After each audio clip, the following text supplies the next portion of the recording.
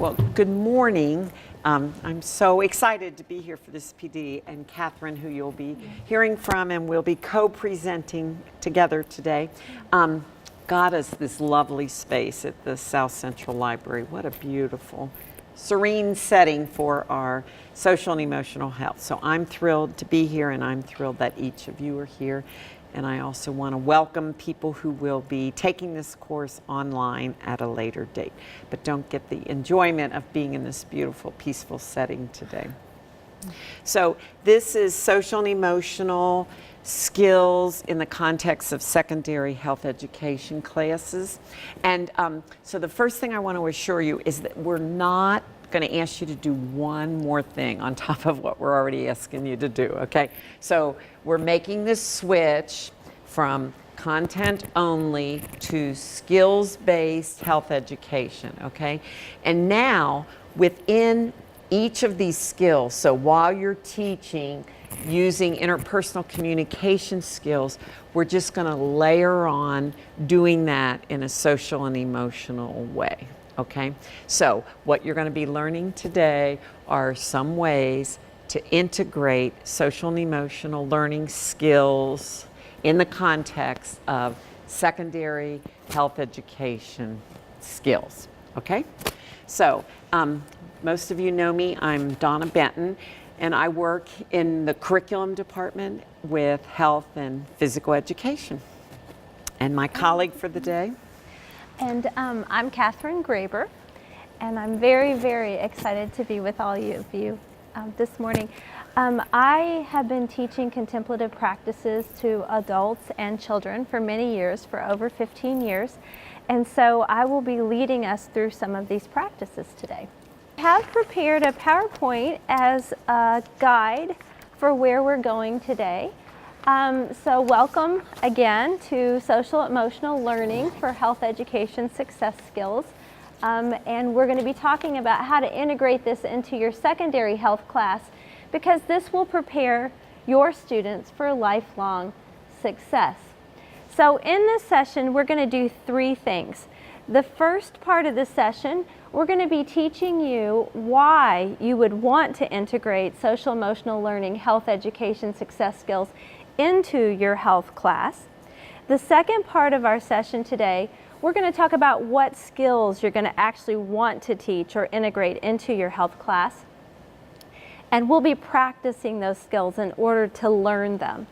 And then finally, the third part of our session will be how you can take these skills and you can apply them within your health class so that you can promote mindful awareness or mindfulness in your students. So we thought we would start with an opening practice, a very simple one that you might want to do with your students. So I'm going to invite you to pretend like you're one of your students, okay? So I'm the teacher and you're the students. Because you're working with secondary students, you want to be sure that you give them opportunities to really, for scaffolding, but at the same time, you don't want things to seem too babyish to them. So my suggestion is that you invite them to bring one hand to their heart and one hand to their belly. Or if you think, well, this is not going to fly with my students, they have the option of bringing their hands to their lap behind their knees, but I would suggest that they flip their palms up. And that will let you know that they're engaged and ready to learn. So either one, you have the option of being here or here. I'm going to invite you to either close your eyes or to take a soft gaze to the floor. And we're going to begin by taking 3 calming and focusing breaths in order to focus on the present moment and to be ready to learn. I want you to notice the next time that you take a breath in through the nose. And then I want you to notice as you softly release the breath. We're going to take a deep, silent inhale through the nose, and then gently release that breath. Not judging your breathing, just accepting it and letting it move fully inside of you. We'll do that again. And now we'll take 3 calming and focusing breaths. Taking an inhale through the nose, releasing it. Taking another breath in through the nose, releasing. And we're going to do that one more time, taking a breath in through the nose, gently releasing it. And as you notice your next inhale, letting your eyes float open and lifting your gaze. And then you can release your hands. So we're ready to move on and talk a little bit now about why you would teach these skills. So we talked about in that first slide that this is going to prepare your students for lifelong success. And this is going to promote their emotional intelligence. So does anybody have an idea of what emotional intelligence might be? Like any thoughts? Like if I just said to you, Kalisha, what's emotional intelligence? What would be your first thought? Being able to gauge your emotions and being able to control them. Okay, what about you, Leslie? Just being able to understand your body and emotions that you go through. So understanding, engaging. Elmir, what do you think? Being sympathetic to the emotions of another person and understanding them. So not just yourself, but other people. Donna, do you want to throw one out? Nope, I'll No, pass. okay. That's all right. Sam? Just controlling them and understanding the influences on them and how they control you. Yeah. So all of those are great. So emotional intelligence, so an expert definition would be the capacity to be aware of your emotions, so your own emotions, being aware of them, as well as others, and Elmira, you talked about that, to use this awareness to manage behavior positively. So I think we hit it. Donna has this wonderful book, Emotional Intelligence 2.0. And not only is there a definition in this book, but also it talks about the different components, the personal competence and the social competence.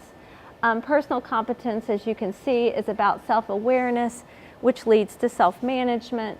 Social competence is about social awareness, and that can lead to relationship management, your own relationship with yourself and your relationship with others.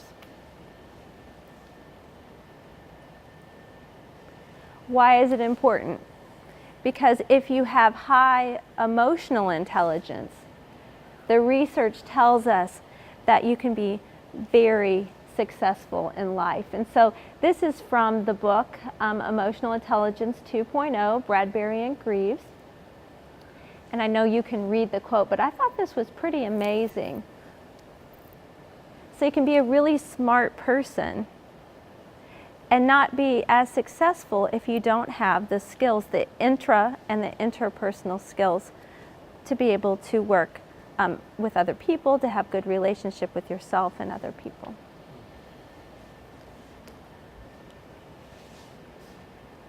All right, Donna, so why do we do this in health class? A couple things came to me when I first found that book, Emotional Intelligence 2.0. I was so excited because it's exactly what we need to be teaching and what I saw the district moving to, and I just saw that it was a perfect fit for health classes. And we always talk about preparing kids for college and career, to be college and career ready, but now we're trying to prepare kids to be college, career, and life ready as well. So first, if they have emotional intelligence, they also will do better in the workforce. Just the other day, I saw the guy from LinkedIn on CBS this morning. He did a segment, and he talked about how everybody thinks we need more technology, more software development and stuff in our companies. And he said, really what we need is social and emotional skills, how important that is. And there's a couple quotes I put on the top of your folder from this book about people with high emotional intelligence make more money and in their workforce because they have the skills necessary for success. So that way we are making kids more college and career ready, but we're also helping them be life ready. And the other thing that book talks about, which I think is neat, he talks about how intelligence is pretty static. Your IQ is pretty static. You know, if they measured your IQ in high school, it's probably not much different right now. But EQ, you can really grow. And I think that's very consoling for kids who, you know, when I taught, I loved those kids who weren't, you know, all the ACT top of the, you know, perfect ACT scores and all of that. Although I admire that, it's a gift I never had. Maybe that's why I aligned with the other kids. But I always was drawn toward those kids who didn't have really high IQs or weren't the best in the class intellectually, but were just really beautiful human beings. So I think it's very consoling for kids who aren't the top, aren't in the highest grouping levels and all of that, that they have gifts too, and that all of us can grow our EQ just by learning. And so hopefully that's what you'll be doing with your students, is helping them learn these skills, grow their emotional intelligence or their EQ, so they will be successful in relationships, in their jobs, and in life. Okay? So, besides my EQ book, which I bought in an airport and finished reading by the time I got home, this call is coming from anywhere. And have you ever in your life, when you thought you were supposed to do something or you started thinking about something, then it comes at you from every way? Somebody else tells you that, or you read it in the paper, or you see it on TV. It's like, okay, I'm getting the message. It's coming loud and clear. So this message, you all, to move to skill-based social and emotional health education is coming from 1,000 places. So this is our why, okay? And they say people don't want to hear the what and the how before they know why we're doing what we're doing, okay? So this is why we're doing social and emotional health skills and where it's all coming from, okay? So first, the National Health Education Skills. Oh, wait. Do you want me to? No, let's go back. Okay, so this whole call, and this is new, I know it is, and you know, some health teachers don't even know yet, if they haven't been to a thing, what we're being called to do, this complete paradigm shift from only teaching standard 1 concept and knowledge to this whole skills-based approach. And so this is coming from National Health Education, okay? These are national skills. I didn't make this up. So that's the first place it's coming from. And then supporting that is, the second place is the Kentucky Academic Skills, or KAS. So this is your local state standards, okay, that are being revised, but and I know there'll even be more probably social and emotional standards and skills in that. But even the ones we have now, I pulled them all out, put them together on one page, and really it's just amazing the amount of social and emotional skills that we're asked to teach by the Kentucky standards. And then SHAPE, of course, our national organization, and of course they would because of the national standards, but SHAPE has really called us to this, and some of you have heard me say this before. This is new. When I went to SHAPE conferences and all of the literature, it was really more focused on PE. There wasn't a lot being done with health. And now they have just made a huge paradigm shift to health and really, really ramping this up and helping us teach. So they work, you've seen the if that's me, you're going to have to edit it out, and I am so embarrassed because I'm the one that told everybody else to turn theirs off, and I thought I did. Hang on a minute.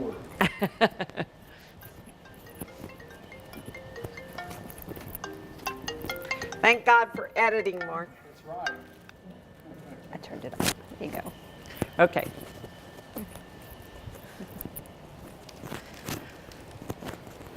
All right.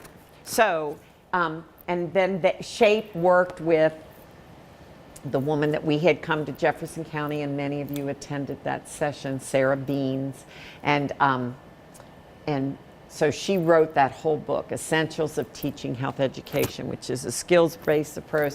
Now she has a lesson plan book too. So that's the national, she's not working as an individual woman. She's working with the national SHAPE to move this forward across the country.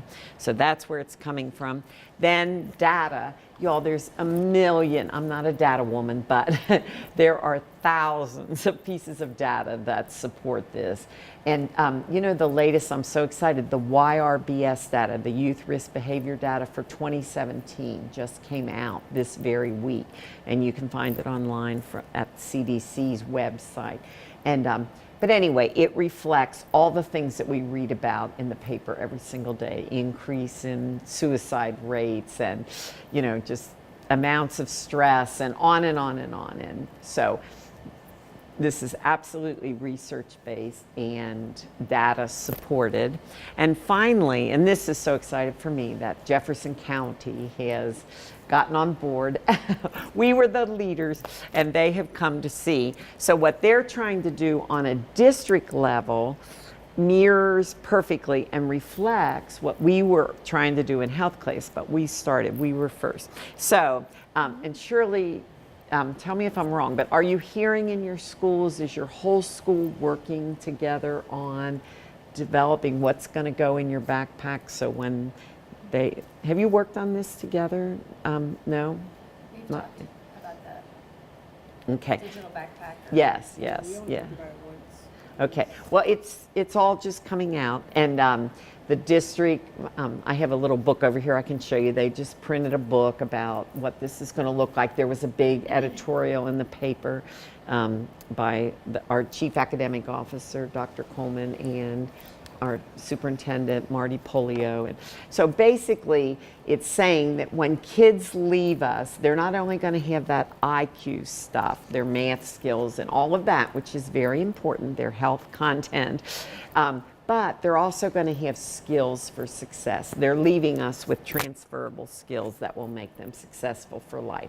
And so they've identified 5 main areas. One is communication, which is one of our standards. And then each level of school has to figure out what is that going to look like. So by the time they leave elementary, these are the skills they're going to have, and this is how they're going to achieve them, and this is what it's going to look like. So and 5, 8, 12? 5, 8, and 12. Yep. So you'll be hearing a whole lot more. So what we're doing perfectly aligns with the district initiative. And I would really make a point, and I'm going to try to do that too, to let your administrators know how clearly you're in alignment with what's happening and how much health class can contribute. So I think you'll have a clearer picture of that today. And I too am going to contact administrators and say, this is what we're doing. Please encourage your health teachers to get on board, and you know, this is the role they can play in this. So, and I know you all are already on board. So thank you. You're going to be my teacher leaders, okay, for this initiative. So are the backpacks also specific to schools? Because at our school, they kind of described it as if it was going to be specific to each school also. Well, it's my understanding that that was the original, and I hope I'm not wrong on any of this. This is my current understanding, is that at first they said each school could kind of do their own, and they had some meetings where principals would come and people from schools would come and work on that. But then I think they decided that it needs to be district-wide, so they identified these 5, and then, but each school gets to kind of figure out what that looks like in their school. Yes. School may be different, but the overall. 5 are the, and you know what? I have it here somewhere. Here it is. Donna, I can bring it up if you want to. Oh, I mean, I can bring it up on the PowerPoint if you. it's okay. Okay. Well, So, News art. They should have a news article about it too. yeah, you're going to hear a lot. Where are the 5? Here they are. The 5 success skills. 1, prepared and resilient learner. 2, globally and culturally competent citizen. 3, emerging innovator. 4, effective communicator. And 5, productive collaborator. So then each school will decide what that looks like in their school. And it's my understanding that if there's something unique about your school because of your magnet or whatever, that's where some individualization could happen too. You could add that in. That's the current thinking. But there are definitions, okay? Take a look at this at the break, and you will be hearing more about it. But your takeaway for today is how well what we're doing aligns with the district initiative, okay? All right, so what we've done is, so you'll recognize our familiar wheel, and we're going to look for a minute at social and emotional health education success skills within each of these, okay? So we're going to flash them up one at a time, and what I'm asking you to do is read them real quickly and tell me if there's any up there that you don't think belong up there, or if there was anything you would add. So here was my thinking. I took all the books, the 2.0, I took, the health standards, I took everything that I had on skills and emotional intelligence and pulled out the ones that I thought could easily be taught, easily aligned with each of these skills. So you tell me if each of these is a match, or if there's any you think should come off, or if there's anything you would add, okay? And I don't want to spend a lot of time on this, but just take a minute and I'll get ready to.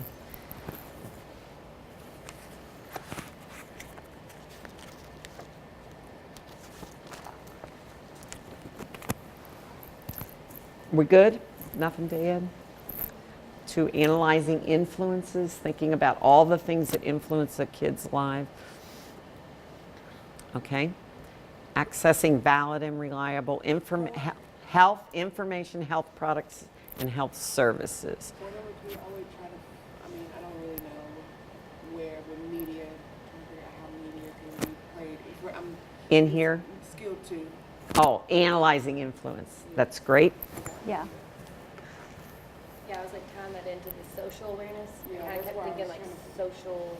It's like I can think of social awareness and the face-to-face and the technology, but you need different sets of skills with both of those. Right. So, Okay, you said media and, Just media, because it. Oh, I was okay. thinking The first one, social awareness, and I was thinking the same thing. great. Face to face versus. through technology, how people communicate through technology. Social Those are two media. different sets of skills. All right, perfect. This is so helpful. Thank you. Because you all are in touch with the kids every day, you all. So thank you for your input. Then this is, I told you, accessing valid and reliable health information, health products, and health services. So we put asking for help, like knowing that you need help and asking for it, and then networking to find out what's out there, and the community resources and all of that. So are there any other skills that you would add? They would have to know how to make sure that it's valid and reliable. Yeah, I was just, Thank you, Sam. And There are websites that, Incredible. yeah. yeah. We have it, we call it poop at our school. Yeah. And the librarian, she created it. Poop? Yeah. What does poop stand for the record? Huh? Each one of them represents a word. I don't know. Okay, we'll find that out. It was a research tool that the kids could use to make sure it was valid. Will you find out what that is and let me know? Because, that's something they'd remember. All right. The next skill is using interpersonal communication, and of course, there's a million. So.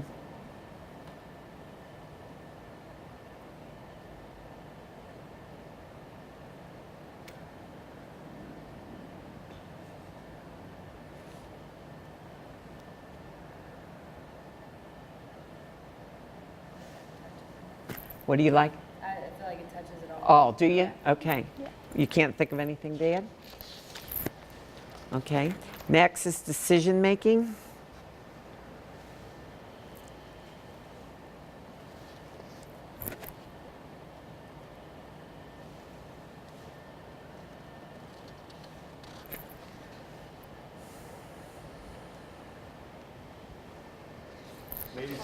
Oh, what, Go ahead. Sam? Go Maybe ahead. something to the effect of if you have made a wrong decision, Oh, that's How to- great. back How back, to, or understand that it's not like that's you haven't reached the end of the It's road. not the end You of the made world. Right. One I was bad trying to figure out decision. a way to put the word understanding the decision. Because like I had to see the explaining, but like, So understanding and explaining. yeah. So they understand why. I may be wrong, but how to prioritize. Yeah, would something go to the under effect of decision. this Yeah, isn't effective that. prior. Would consequences fit in? I don't know. Yeah, Analyzing because your I own mean, consequences. depending like piggybacking, if they did something wrong, understanding the consequences that goes from making that decision. Or even if you do something right, there are positive consequences. Probably negative. I really like what you said, Sam, about looking at what happens when I make a wrong decision, because they stress that in goal setting a lot. You know, that if you didn't achieve your goal, and you know, Yeah, you make micro goals. yeah, and you monitor all along, and you figure out how to revise. So that's part of what this is. Sometimes they feel defeated. Yeah, They and did goal just setting stop and they're like, instead of. "Oh, I didn't get it." You know what, that one skill involved in that is resiliency. Like, I blew it, and so I made a poor decision. Now what? And they don't try because they're always afraid of failure. That doubt. Oh, this is so helpful. Thank you all. Goal setting.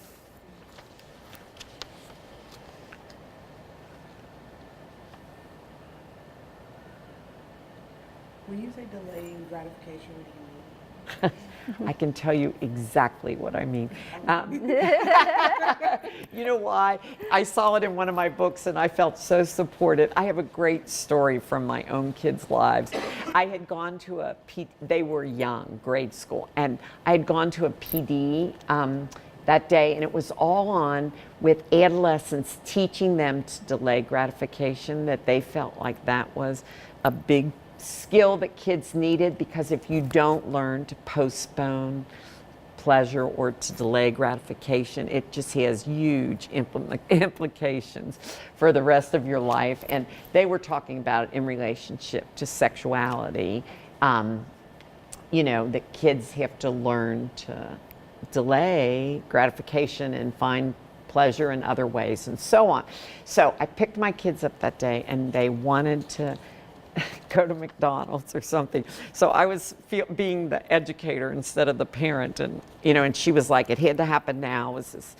And so I got on my little soapbox and was because I was so touched that day by that whole concept. So I was saying that from now on we're going to work on this as a family. We're going to build this skill as a family, and we're going to delay gratification sometimes. You can't have everything you want as soon as you want it, and blah blah blah. And so we're not going to McDonald's right now. Because, and I, you know, and I always talk to my kids about sexuality, not just the talk, but in an ongoing way. So I told them how it related to that. And my youngest daughter in the back said, I don't want to have sex, I just want McDonald's. So, but that skill of delaying gratification, I think, has really helped my kids and our family. Because I was thinking of those, because a lot of times when we set the goals, we don't never reward ourselves for achieving that goal. So that's why I was asking. Oh, okay. So not seeing it as, I mean, that doesn't take away that as you're working on a goal, you reward yourself. That's part of goal setting. But and you know, sometimes if you don't delay gratification, you can't get to your ultimate goal. Right.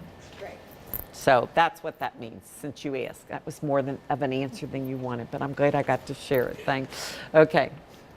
I think Was it, back up, was there something else you wanted to say, Sam? Yeah, I think something about accountability, because what I have found at least is that teaching something arbitrary like goal setting, especially for a 15-year-old. Yeah. Okay, we're doing this. I want to be a millionaire. That's what I got a lot. Or I was going to be an entrepreneur or whatever. So we would talk about setting smaller goals to accomplish your long-term goals as well as your short-term goals. But I talk to them a lot about accountability, like what is going to keep you motivated. And with that accountability, I made, like, laminated a 3x5 note card where they could write down their long-term and short-term goals, and I challenge them, put this someplace that you can see this every single day. So this is going to kind of put a wind behind your sail of this is where I'm going. These are the steps that I need to get to. So I think that, especially with kids, it's tangible. They can hold it. They can see it. Especially because I told them, like, put it somewhere where you brush your teeth every morning. You can see this. This is giving you some motivation. And That's for that, great. that helped with some of that. I don't want to say that it's bad that kids need delayed gratification, but that's a hard concept for them to learn. Whereas if you're giving them a little bit of that immediate gratification of, look, I can check that one off. I don't need to worry about that going anymore. I've done that. I saw what I got or what it took for me to get there. Now I can start working on the next thing up.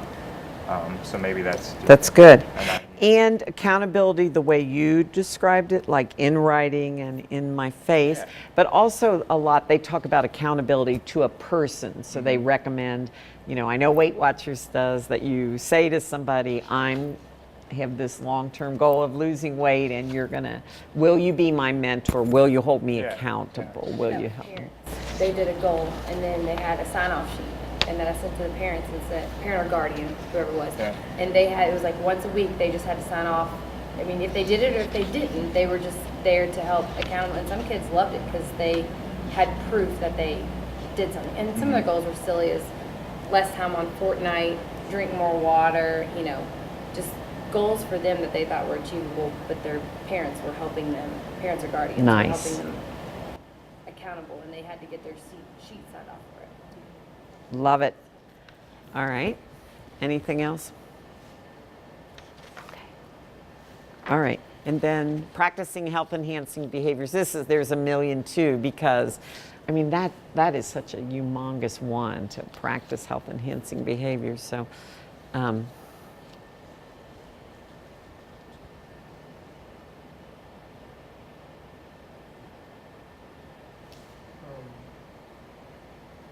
Overcoming addictions, I don't know if you can really do that.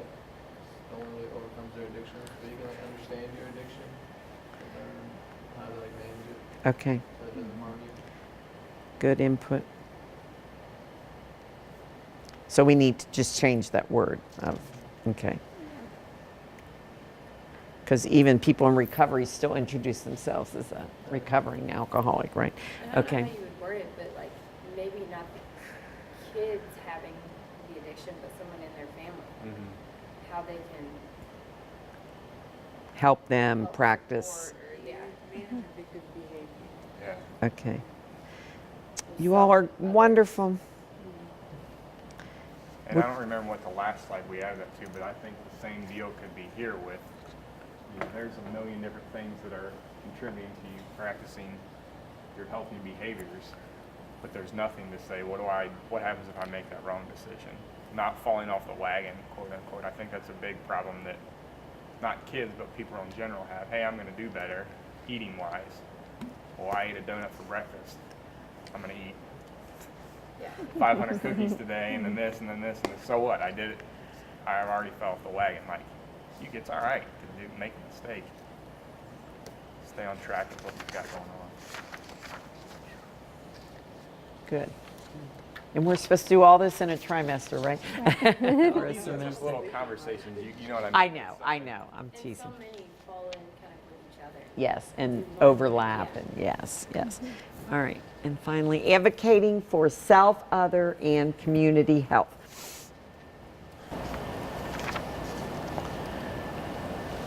Because I think you had said something about addiction, not your own, but within your family or your community setting. That could be something you could add to here, but also understanding that just because that is something that you see or that someone else that you're close with is involved with, that doesn't mean that you have to do that as well. And that is, advocating sometimes it's hard to, but I got to take care of myself right now and do what's right for me. I'm 12 years old. I don't need to worry about what they have going on. Right. I need to move forward.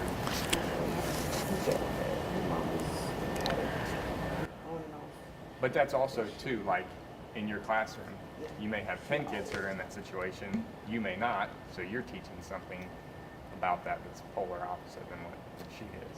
Awesome. All right. All right. This has been incredibly helpful, you all. Thank you Yeah, so I was going to much. say the same thing. An amazing discussion Yes. about how this fits in with the standards. Lots of reflection, lots of real application, practical, just amazing. So we have some other content, and that was such a rich discussion. We may have to kind of sprint through some of this. But we mentioned that this is all research-based, that this is all evidence-based. And Donna said, you know, tons of data supporting this. Based on brain science. So the social emotional learning skills that we're going to be doing in part 2, all based on the brain science. This is an image from the Emotional Intelligence 2.0 book. Is this familiar to you all, the hand model? Have you done this before? Some yes. Do it again So, because okay, all right. So Dr. Daniel Siegel, is it Siegel or Spiegel? Siegel. Siegel, thank you. He came up with this terrific hand model, and it works like this. So you can see the image up here. I'm going to turn this way. Here's the spinal cord. This is the spinal cord. And if you want to try it with me, you're welcome to. Then I folded my thumb. This is the inner brain. This is the limbic system. This is the emotional part of the brain.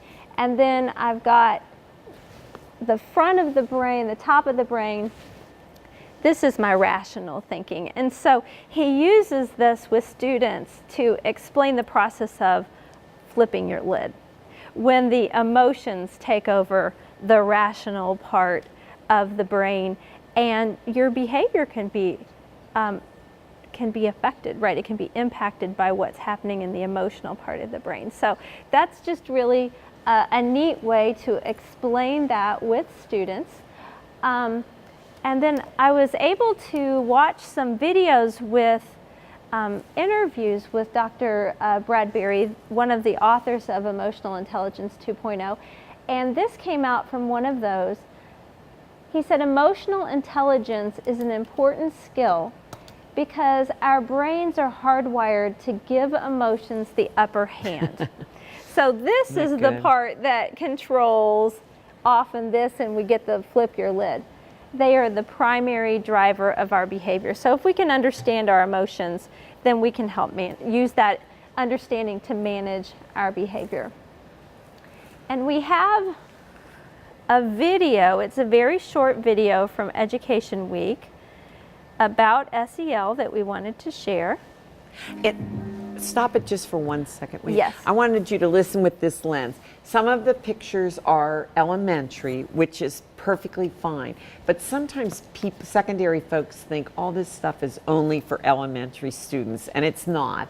So there are some pictures of secondary settings, but there are some elementary. So just visualize your kids in this, okay? The other thing is that this is about taking this, it's a school-wide approach to social and emotional learning, which is kind of what's going to be happening with this backpack situation in JCPS. But I wanted you to listen through the lens of your classroom and secondary health, okay? This is a very short video. It's brand new, and this is something that you could share with the other teachers and your administrators. Some schools are worried that kids aren't ready for the real world when they graduate. They don't have the relationship skills to cope in college and career. They're not ready for the changing demands of the workforce. We're not generally comfortable in an office setting, I would say. I get cooped up. I won't go into an office that's ever been used before. I am no good before 11 a.m. They feel like if they work on those skills in school, students will also be ready to face academic challenges. They'll learn more deeply, and they'll have better relationships in the process. It's called social emotional learning. So social awareness, relationship skills, responsible decision making, and self-awareness today, and self-management. Was self-management the one we're working on this week? Yes. Okay, so let's take a look at each. Among the biggest challenges for adopting social emotional learning is defining exactly what it is. Most comprehensive SEL programs have a couple of layers. At the core is an evidence-based program that focuses on a menu of students' social and emotional skills. The next layer involves infusing those skills into classroom lessons in things like math and reading by encouraging students to do group work and open-ended problem solving. And the outer layer changes school and district policies in things like discipline and parent engagement. Teachers are at the core of making basically anything work in a school. So when a district embraces SEL, it needs to get teachers on board and make sure they feel comfortable putting it into place. Schools have addressed this by bringing teachers on board in the process early as they design their SEL practices. That's what They've we also just did. brought in professional development to teach teachers what SEL looks like in other schools and what it might look like in their classroom. And they've given them time and space to collaborate with each other as they adjust what they do and how they interact with their students. One of the biggest challenges in embracing social and emotional learning might be defining what success looks like. Schools want to know if their programs are working, but researchers say that current measures for SEL might not be as sophisticated as they need to be used for things like deciding if a teacher is doing an effective job. That's because most SEL measurements rely on student surveys. If I've been playing basketball with my grandma my whole life, I might think I'm pretty good at it. But put me on a court with LeBron James, and I might realize I'm not as skilled as I thought. The same is true for student surveys. If you ask a kid if he has a lot of self-control, he might answer differently depending on his reference point, and that makes it pretty subjective. So some schools have sought to redesign these measures or separate them from high-stakes consequences to avoid some of the problems researchers have identified. All right. Anybody have any thoughts or reactions?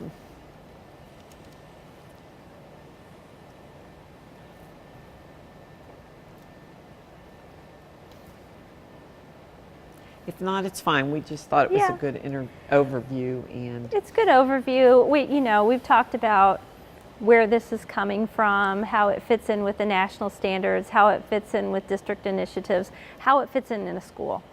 And so that kind of gave you a snapshot of that, a lot of why. And so now we're going to move into really like the actual instruction part. So, hopefully, it sounds like we're all on the same page that this is important content to teach. So how are you going to assess, or how are you going to help your students assess where they are? How are you going to take the diagnostic before to plan your instruction, right? So Donna's going to talk a little bit about the dashboard that you all are using, and that you're now, I believe you're already setting goals, right? It sounds like everybody's doing that. And she's going to talk a little bit about that in the context of your health lessons. well, I guess I don't need to get up. This is the first time any of you are seeing this, and some of you have been involved from the beginning. And we kept saying that we needed a way for, as students learn each skill, to demonstrate their learning. And that's part of this social and emotional learning. This is part of this backpack thing, okay? And we also know that many of us have to do either performance assessments or we have to do project-based learning. So our idea was, and many of you have been a part of all of these discussions, but here's what, here's what we've come up with right now. This is in draft form, and we want your all's input. But the district has seen it and is very excited about it. So that's a Kentucky standard at the bottom that says that you apply setting and achieving goals in developing, implementing, and evaluating a personal wellness plan. So that's right out of your standards, that we're supposed to have kids develop a wellness plan. So our idea is that as we do each of these 7 skills, and the ones we just went through, okay, the kids would have an online dashboard, and it could be hard copy at this point if you don't have the ability to have kids get online. It's going to be in Google, okay, and we have it set up so that and this is the first one, setting and achieving goals.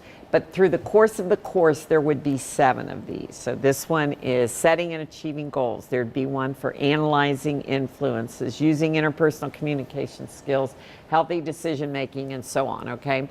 So their dashboard, then they would keep track of how they practice this skill in class or how they practice it at home and in life. And they might link some evidence. So there'd be some evidence, and students get to choose. And that's the beautiful thing about this. Sam talked about teacher choice, but also there's student choice in this, okay? So if students are learning the decision-making model, they get to decide what decision they're going to apply it to, okay? So they're practicing the skills, because how do you acquire a skill? You practice, practice, practice. How'd you learn to ride a bike? You practice, practice, practice, okay? And then they're going to show you some evidence, and then they're going to apply it. And look, we have all the dimensions of health, okay? So this is social and emotional is in here too. How this applies to their physical health, their emotional health, their social health, their mental health, and in real life. And then there'll be some student reflection, the aha from this process, the thing I'm proud of, and the thing I still want to get better at. And then there's an ability of classmates and or teachers to give some feedback in Google also, in the comment section of that, okay? So now, the other piece of this dashboard is that before we begin each skill, that students would do some kind of self-assessment. And so we're designing these right now, and we have some self-assessments that we have found, Cosair Hospital's working with them. So at the beginning of each skill, there would be some self-assessment, and the main goal of it would be for students to get in touch with where they are and what they need to grow, and then they get to set a goal or an intention or decide how they're going to apply that skill, okay? Is there another side of that too? No. Okay. This is what we have. Okay. Luckily, I ran off a sheet.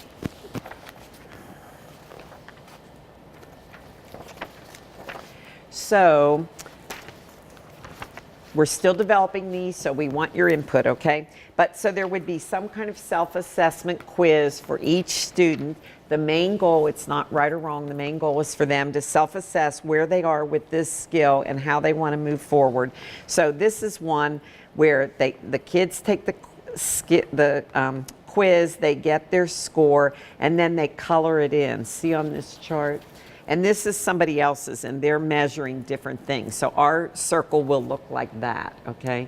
So this is where I am in goal setting. I'm sorry? And then they would color in where they are, okay? And then they would make their decisions moving forward, how they want to apply and where they need to grow with this particular skill, okay?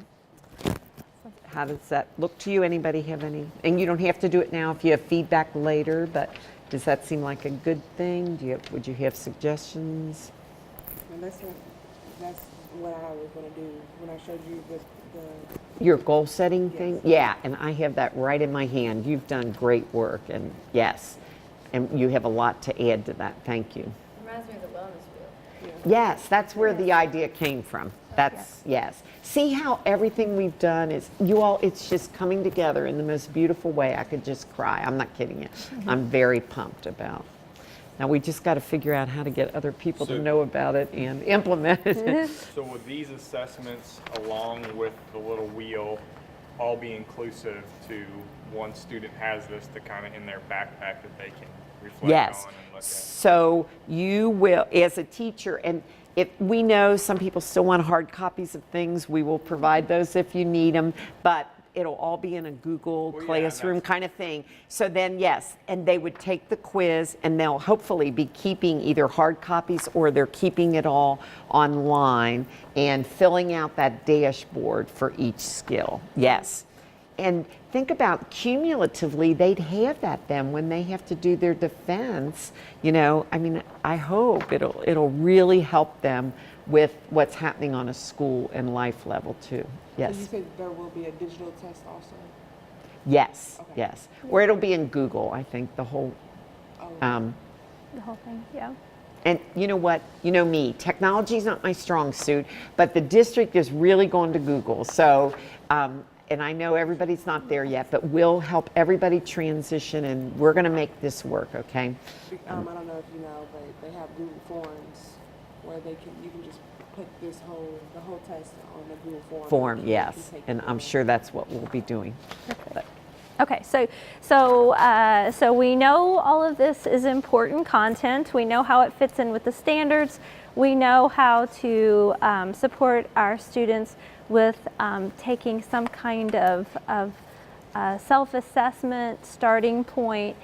Then once you know what they need to know and be able to do, the next step is to effectively teach them those skills. And so, Donna, did you want to talk very briefly about the step-by-step skill development model? We're going to use it, we're going to apply it when we actually practice the skills in the second part. I will be very brief, I promise. I heard your hint. No, I know. But they already know this, those of you who have been involved. So, you know, Sarah's book, the whole essentials is that what we used to do is just tell kids to practice skills. We would say to them, when you're in a conflict, use your conflict resolution skills. Or if you're stressed, do something to help yourself. But we didn't tell them what to do or how to do it, okay? We never taught the skills. So that's the paradigm difference here. And so what Sarah has developed is a 5-step model that's color-coded. And in her book, it goes from step 1, purple, red. So it's skill introduction, presenting the steps of the skill, modeling the skill, practicing the skill, and providing feedback and reinforcement, okay? So when we gave you for each of the skills those steps, we didn't start at the bottom. We put step 1 at the top so it doesn't look like a ladder because you read from top to bottom. You know what sheets I'm talking about, right? And you know what? And the reason I can be very brief is because Catherine is going to teach you some skills today using that model. So we're going to model, we're going to practice what we preach, okay? Yeah. And it's color-coded for you and it goes through step 1 to 5 using those skills, okay? Absolutely. All right. So we have a quick reflection before we take a break. Donna, what do you think about a lightning share on this reflection? Like maybe we just look at... It's great. So the reflection is, so how does teaching SEL health education skills building practices fit into your professional practice? How do you see yourself changing the way that you teach based on what you've learned so far? So take 30 seconds to think about how you might be changing the way that you teach based on what we've seen, what we've heard, what we've talked about, what we've thought about. Doesn't have to be profound, can be small, can be profound. Sam, are you willing to start us off? Sure. So lightning share quickly around the circle. Yeah, I don't think it's going to have any profound effect on what I'm doing, but I think that it's very good that this is becoming more of a integrated part of the curriculum and more of an emphasis that everybody's getting and not just specific schools where the health teacher thought that this was a good idea to teach. God bless you. Elmir? Well, I just graduated from U of L, so I don't really have like a teaching habit, I guess, yet. But from the very beginning, I know I want to teach students like a very deep interpersonal connection. So I want to have a connection with my students, like emotionally, and try to affect that, and I don't know, just sort of influence them to like get in on this, so they can make good decisions when they're older. What I've learned today that I can fit into it, the breathing practice, and honestly, I'll get the words that we've learned today, like goals, discipline, and little things like that. Get those like seeds in their head, so they'll, even if they don't like, they don't bloom at that moment or in that trimester, maybe they'll bloom years on afterwards. So yeah. Okay, great. Leslie? I just see myself doing more individual based instead of overall decisions, how like different skills, being able that they can apply it individually to themselves and see more of that than just, I don't know, saying this is what decision making looks like, but they can again apply it to themselves and seeing how they change in other classrooms as well, not in just health. You know, let me put a word to what you just said, which is personalized learning. That's what I heard you say, which you all is so big right now. I mean, that's kind of summarizes what this is all about, and the district is wise enough to be. The importance of it too could just, you know, I mean, from what it, especially in my personal setting, it's like health is on the chopping block at the moment. So just being able to show how this can be applied in their lives in the other classrooms shows the importance of it. Absolutely. So for you, it's a survival skill. Huh? Yeah. Really, for all of us, it Survival is. at the moment, so.